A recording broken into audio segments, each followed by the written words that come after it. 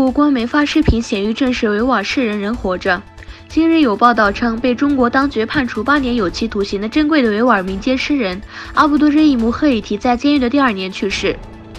中国国家媒体昨夜京城上载的视频显示，中国官方希望力证维吾尔诗人和音乐家赫伊提仍健在，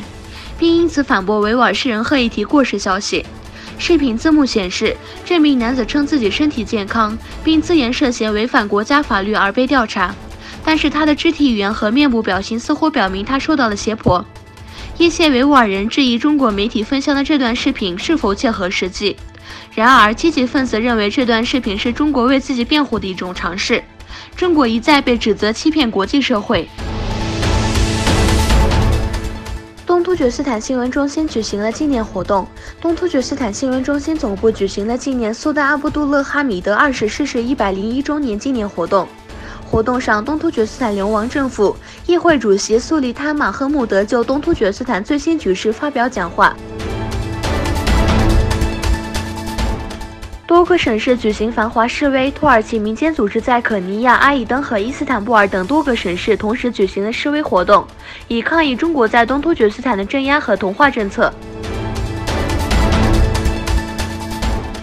美国即将开始撤军。美国总统唐纳德·特朗普于12月决定从叙利亚撤军，美国军方官员就此问题发表了新的声明。该地区排名最高的军官约瑟夫·沃特尔将军对叙利亚撤军问题发表了声明。他表示，在叙利亚撤出2000多名美军部队可能会在几天或几周内开始。马杜罗严厉地对美国做出反应，委内瑞拉军队在军事干预威胁日益加剧的情况下，开始进行为期5天的演习。而总统尼古拉斯·马杜罗则对美国领导人说，唐纳德·特朗普出局，威胁出局。这次军演在米兰达的一个军事基地举行，陆军和空军部队的指挥官以及马杜罗总统和国防部长弗拉基米尔·帕德里诺·洛佩兹出席了米兰达的举行阅兵。美国总统特朗普曾表示，他认为派遣军队前往委内瑞拉是其中一个选择。